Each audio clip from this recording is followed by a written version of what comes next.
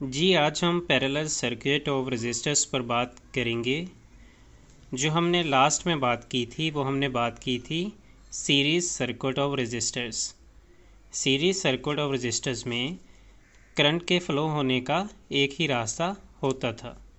For example ये आपके पास battery है, ये पॉजिटिव टर्मिनल, ये नेगेटिव। पॉजिटिव थोड़ा बड़ा करेंगे तो करंट जब फ्लो होता था वो एक ही रास्ते से होता था और उसी के दरमियान हमने रेजिस्टर्स लगाए होते थे, तो एक ही रास्ता होता था।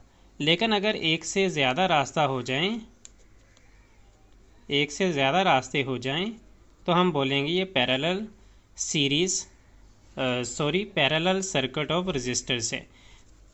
तो अगर एक ही रास्ता हो करंट का फ्लो होने का, उसके दरमियान रेजिस्टर्स हो, हम बोलेंगे ये सीरीज सर्किट है। और अगर एक से ज़्यादा रास्ते हों तो हम बोलेंगे ये पैरेलल है।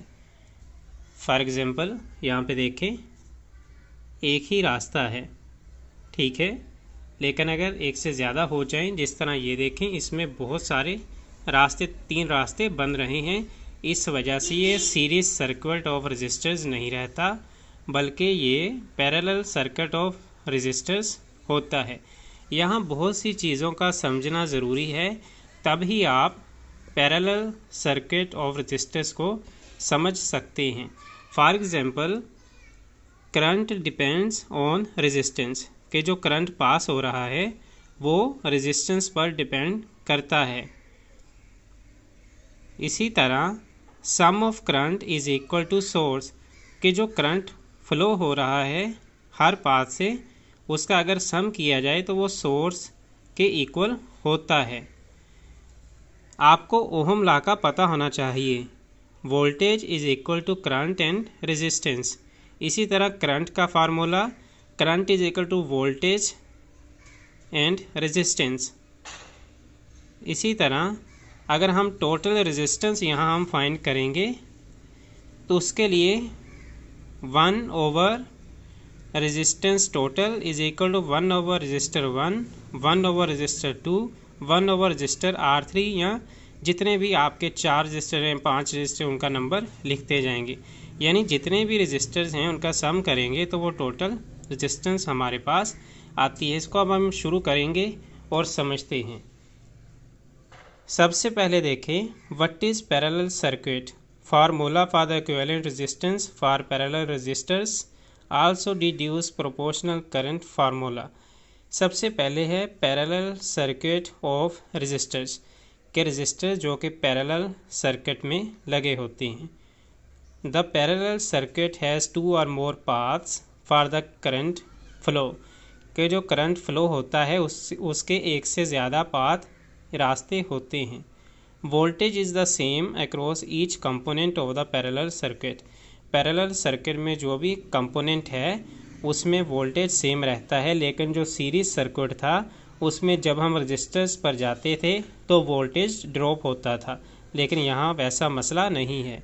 The sum of the currents through each path is equal to total current that flows from the source. ये मैंने पहले भी आपको बताया कि करंट को जो अगर सम करेंगे, हर रास्ते, जितने भी रास्ते, उनका जो करंट है उसको अगर सम करेंगे, जमा करेंगे, तो वो सोर्स के इक्वल होता है। मैंने यहाँ पे बात की थी sum of current is equal to source, के जितने भी करंट हैं रास्तों से वो इक्वल होते हैं सोर्स से, यानी कि बैटरी से। Consider a parallel circuit of 3 resistors and a single battery. ये हमने वोल्टेज देना है, इसको आप बैटरी भी बोलते हैं। तो ये इसका पॉजिटिव है जो हमने बड़ी लाइन है, और नेगेटिव में हमने छोटी लाइन लगाई है। तो बैटरी, इससे करंट फ्लो होता है इस डायरेक्शन में। यहाँ पे भी हमारे पास हमारे पास पॉइंट आप कह सकते हैं, ठीक है, टर्मिनल कह सकते हैं। इस तरह ये है और ये है।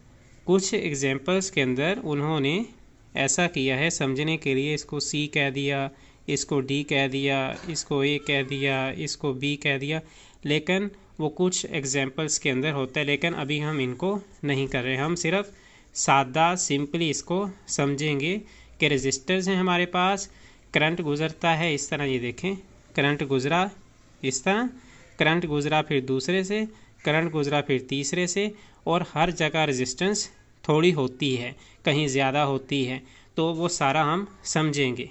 The voltage is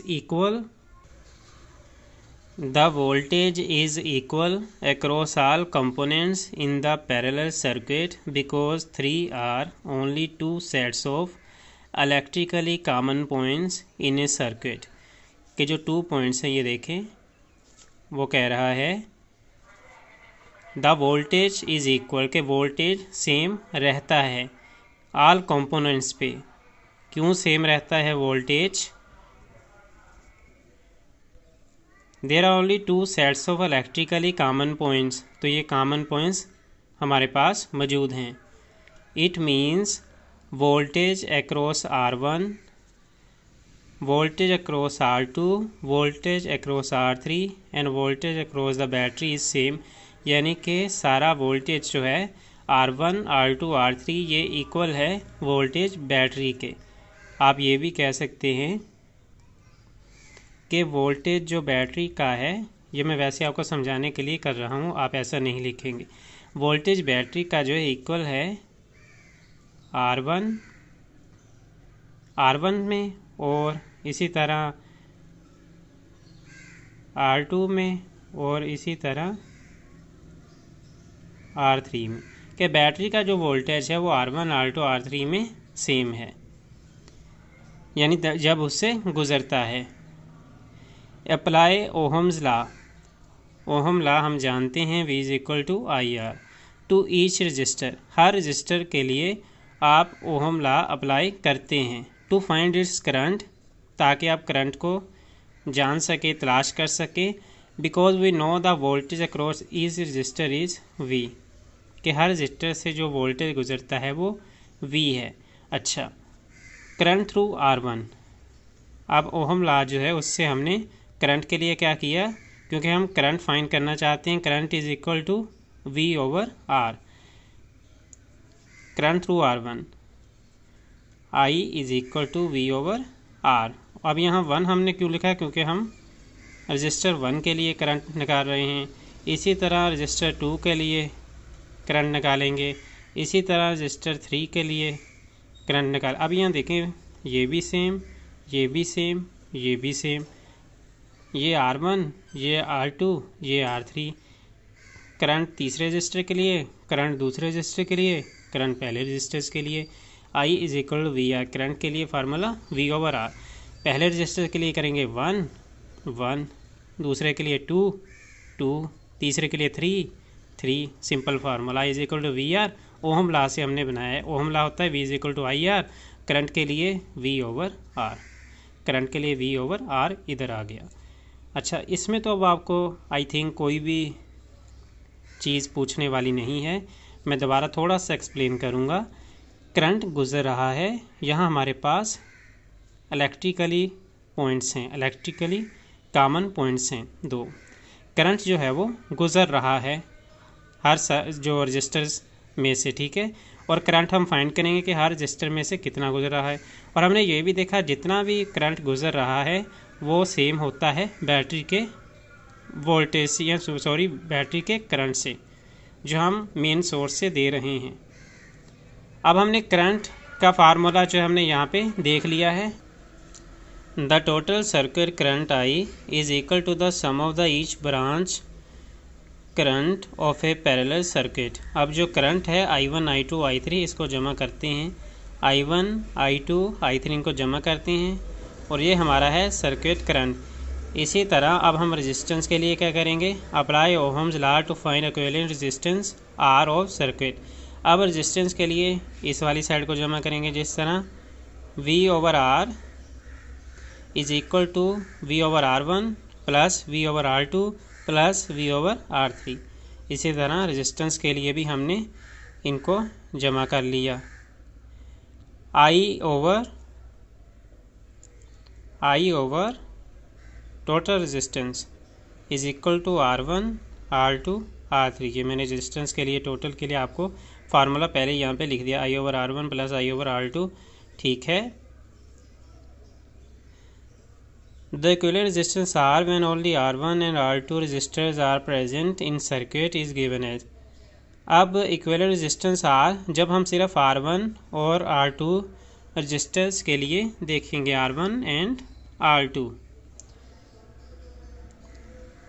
I over R 1 over R1 plus 1 over R2। R3 को अभी हम नहीं देख रहे, ये बाद में देखेंगे, सिर्फ हम इसको देख रहे हैं। Resistance is equal to R1 R2 over R1 plus R2। Ohm's law V is equal to IR, और 1 के लिए है, करंट 1 के लिए, रेजिस्टेंस 1 के लिए।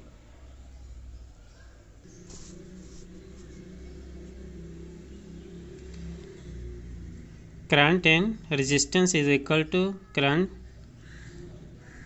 1 resistance 1। Put value of R from the equation 1,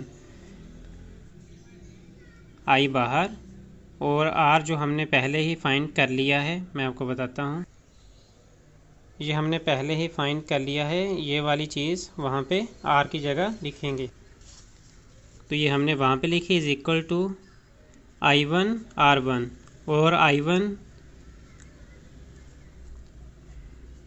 यहाँ पे देखें I1, और R2 यहाँ पे रह गया। यानी आप ऐसा भी कह सकते हैं कि ये वाला जो R1 है इससे कट हुआ, R2 इधर आ गया, और नीचे R1 प्लस R2 वैसे ही, और ये वाला I1 इधर आ गया, और ये I साथ में आ रहा है। यानी आप इनको एक्सचेंज भी कर सकते हैं।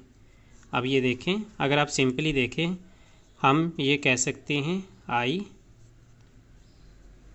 R2 R1 plus R2 is equal to I1, ठीक है। लेकिन ये थोड़ा सा एक्सचेंज है, I1 ये इन्होंने इधर लिखा है, ये वाला फार्मूला इधर लिखा है।